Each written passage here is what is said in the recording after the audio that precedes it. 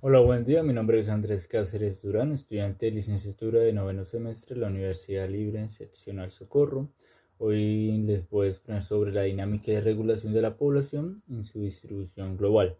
Vamos a entender qué factores influyen en esos movimientos o en esa distribución en cuanto nos referimos a especies, poblaciones en el planeta Tierra, incluyendo pues la especie humana.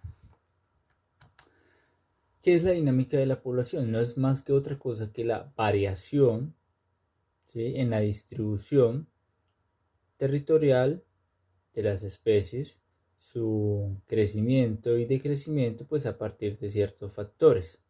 Aquí vamos a tener en cuenta mucho lo que es la natalidad y la mortalidad, que pues me permiten definir si la población aumenta o disminuye. Asimismo, fenómenos como la inmigración y la emigración. Recordemos que la inmigración son todos aquellos movimientos que ingresan a un territorio, y la emigración son todas esas especies que salen de ese territorio hacia otros.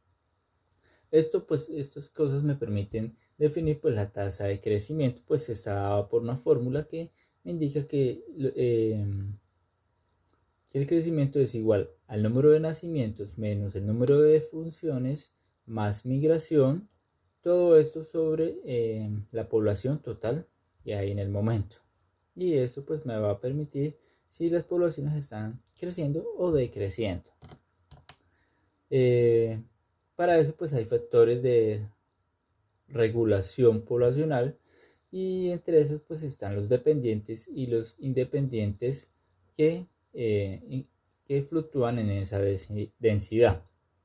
Los factores dependientes están dados por competencia por recursos, por la depredación y enfermedades. Un ejemplo de esto es la peste bubónica que se dio en Europa, pues que disminuyó la población humana pues significativamente. Otro, pues de estos factores que están dados de manera independiente, ya vemos que es el clima extremo y los desastres naturales, y pues la disponibilidad variable de recursos, lo cual pues estos dos pues me alteran el número poblacional y asimismo su crecimiento. Otro factor importante a tener en cuenta es la capacidad de carga de los ecosistemas o de los medios. ¿Qué es la capacidad de carga? Es el punto límite que puede soportar ese territorio o ese ecosistema, ¿sí? ¿En base a qué? A los recursos.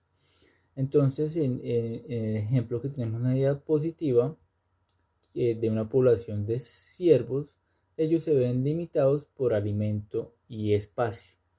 ¿Qué pasa si por alguna causa independiente la capa vegetal desaparezca? Lo que va a hacer es que mmm, la población de ciervos pues empieza a disminuir, ¿sí?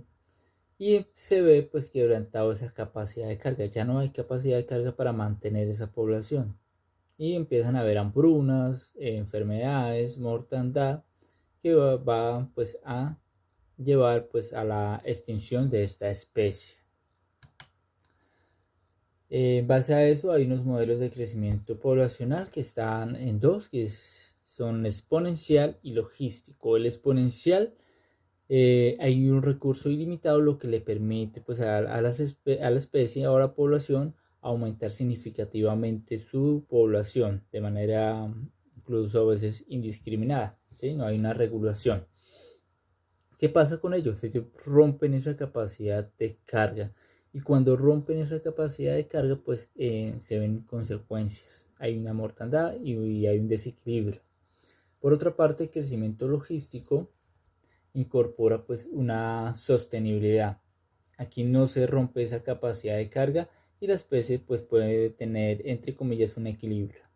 Aquí vemos un gráfico de exponencial y logístico. Vemos que en exponencial, que está en línea roja, eh, la población crece indiscriminadamente, rompe esa capacidad de carga y llega a un punto de crisis. Cuando se llega a ese punto de crisis es un punto de no retorno.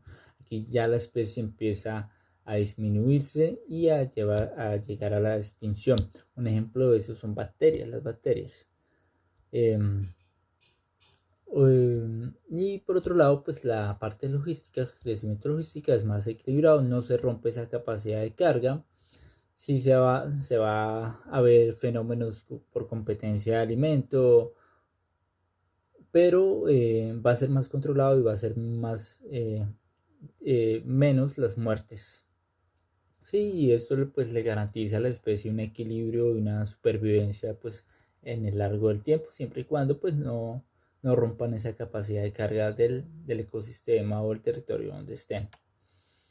En base a eso pues los animales pues eh, biológicamente han adoptado estrategias reproductivas. Eso ya va en la parte genética y pues dependiendo pues el lugar donde evolucionar. Entonces hay dos estrategias, la R y la K, que son muy diferentes entre ellas.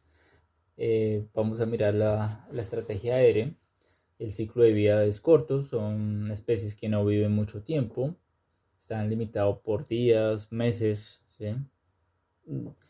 El crecimiento es rápido, pasa muy rápidamente de su etapa joven a una etapa adulta. El tamaño de los adultos son pequeños, son animales pequeños, número de crías son elevadas. Esto porque hay alta competencia y la especie, pues son muchas las que nacen, pero pocas las que sobreviven. El tamaño de las crías también son pequeño. El tiempo de cuidado de las crías son poco o nulo. Y la frecuencia anual de procreación es alta. Incluso estamos hablando cada 3 meses, cada 6 meses, 2, 3 veces al año que sean estas crías o incluso más. A diferencia de la estrategia acá, que el ciclo de vida es mucho más largo, las especies son más longevas, el crecimiento es lento, el tamaño de esas especies son grandes, el número de crías es reducido, estamos hablando de 1 a 2 por año, ¿sí? Tamaño de las crías son grandes, el tiempo de cuidado de las crías es extenso, acá hay un cuidado parental diferente a la estrategia aérea que no hay ese cuidado parental. Y la frecuencia anual de procreación es baja. Estamos hablando que esto de esta estrategia acá es una o por mucho 2 veces al año. Un ejemplo de estrategia aérea podríamos hablar de los peces.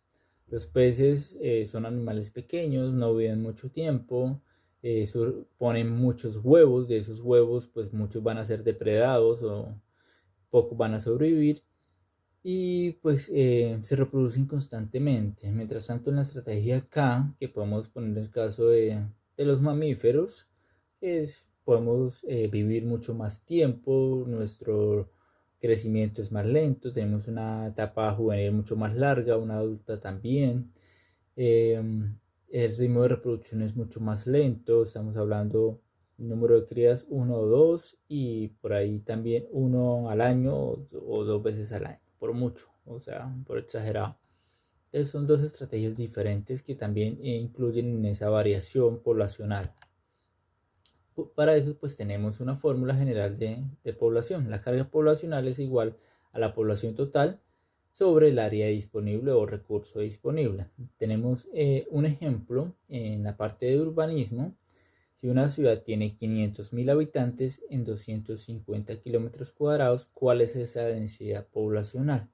Entonces, según la fórmula, 500.000 sobre 250 me va a dar 2.000 habitantes por kilómetro cuadrado.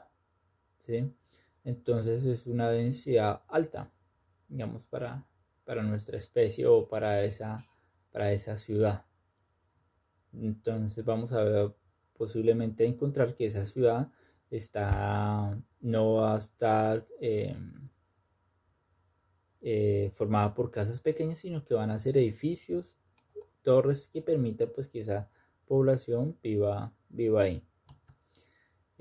Asimismo, también estamos hablando de una fórmula de natalidad que me dice que es igual al número de nacimientos en un periodo determinado, puede ser anualmente, sobre el número de la población que hay en ese año. Entonces esto me va a dar Si lo multiplicamos por 1000 me va a dar el porcentaje anual de cuánto es el crecimiento de esa natalidad, ¿sí?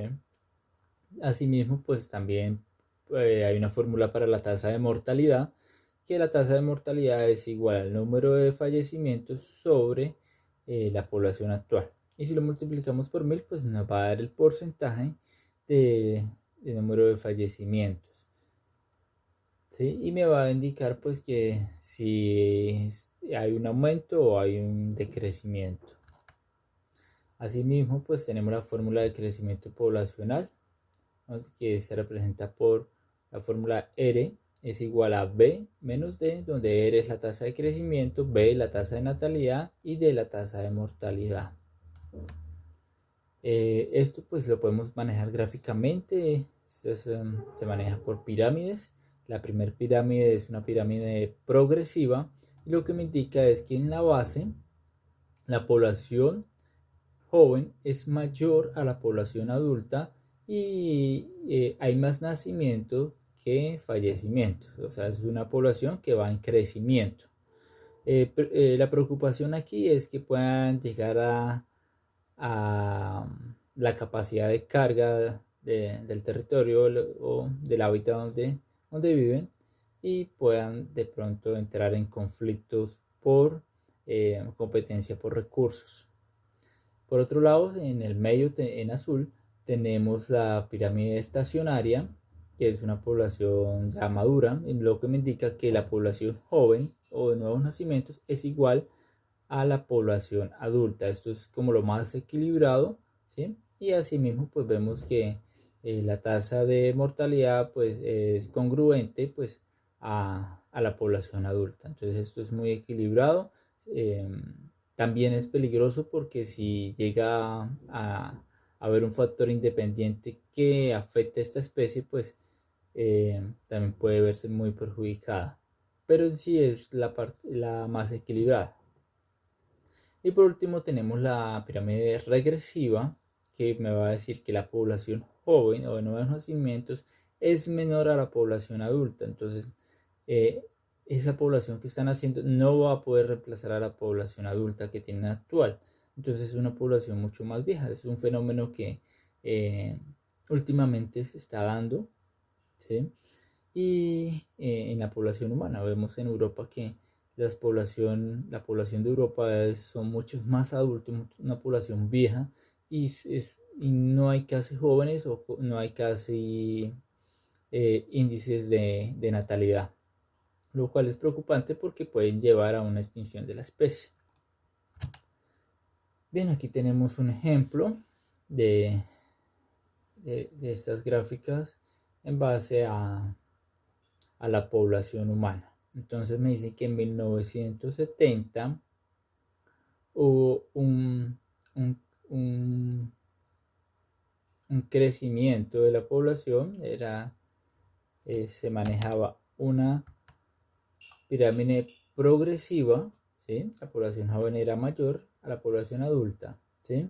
En el año 2000 vemos que una gráfica estacionaria, lo que me indica que la población joven es casi igual a la población adulta. Aquí se ve pues que sí hay un poco más de jóvenes, pero tiende a ser más algo estacionario.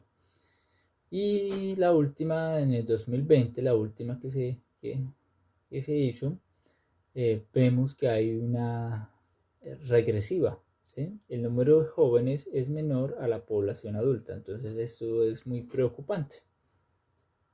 Y pues vemos que también lo categorizan por hombres y mujeres. Hombres en azul, mujeres en rojo. Pues acá hay una particularidad y pues, también me está diciendo que las mujeres son más longevas que los hombres. Bueno, hay otra cualidad muy en cuenta pues en la distribución poblacional y está manejado por patrones. Esos patrones pues son 3: uniforme o regular, que lo tenemos acá a este costado en la gráfica de los punticos verdes, la de la derecha. Y pues aquí los individuos están ordenados prácticamente, tienen la misma distribución de territorio y no hay así una focalización. En la mitad tenemos el patrón aleatorio. Me dice que los individuos o las especies están dispersas en el territorio que les corresponde, ¿sí? No hay una focalización. Y en la parte agrupada, entonces sí hay una concentración, hay una focalización de individuos, entonces ahí vemos que pues, se distribuye más a las puntas y pues tenemos espacios en blancos, por decirlo así. ¿Cómo lo vemos nosotros reflejado? Pues en la distribución poblacional humana, que estamos más que todo asentados en costas, ríos y zonas fértiles. Entonces, si miramos que la población humana estamos en una forma agrupada, un patrón agrupado. Solemos vivir en comunidad. Y pues esto, bueno, estos datos interesantes, más del 55% vive en áreas urbanas, según la ONU. Y pues tenemos en esa agrupación, pues tenemos ciudades grandes como son Tokio, Delhi, Shanghái, con más de 27 millones de habitantes. Y pues que están ubicadas en costas y ríos que propician ese crecimiento. ¿Qué factores influyen en la distribución humana? Pues igual que también en otras especies, clima y recursos naturales, ¿sí? Siempre pues se va a tener en cuenta que haya agua y haya tierras fértiles para todos los procesos agrícolas. Tenemos factores socioeconómicos como empleo y acceso a servicios, que eso atraen a poblaciones y dan fenómenos migratorios. Y tenemos factores políticos, que les da estabilidad o, bueno, ya son fenómenos más sociales y también influyen en los procesos de migración. ¿Qué impactos tiene la distribución en la población? Pues hay una desigualdad, un desequilibrio. Vemos que el planeta Tierra, en base a la especie humana, en los territorios hay territorios o países que son de primer mundo, segundo mundo y tercermundistas. Entonces hay una presión sobre recursos, agua, alimento, energía, las demandas cada vez son mucho más altas y estamos ahí alcanzando nuestra capacidad de carga. Esto pues también trae unos problemas ambientales. Como hay una mayor población, pues se necesita un mayor número de recursos, entonces hay deforestación, contaminación, que esto pues a su vez también favorece a que se apresure ese cambio climático. Y pues también tenemos desigualdades sociales en cuanto a educación, salud y vivienda.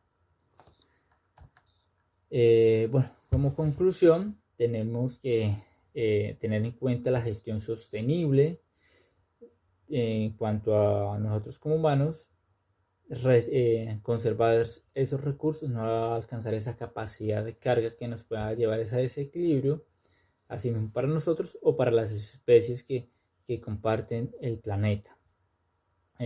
Para eso pues hay que tener políticas integradas y también importante mencionar la innovación y la adaptación.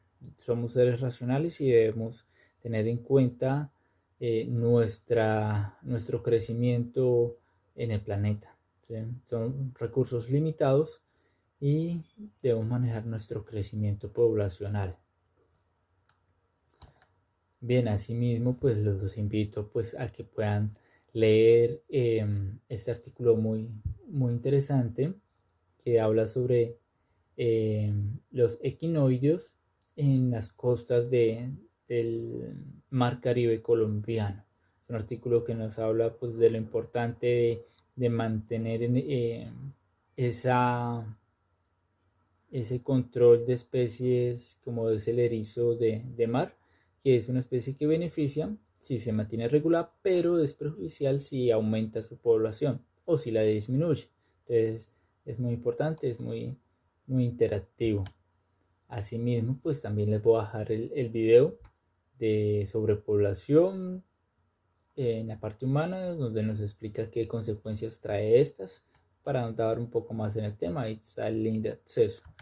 Y por último, pues una pequeña actividad didáctica, pues para revisar el aprendizaje obtenido pues en esta exposición.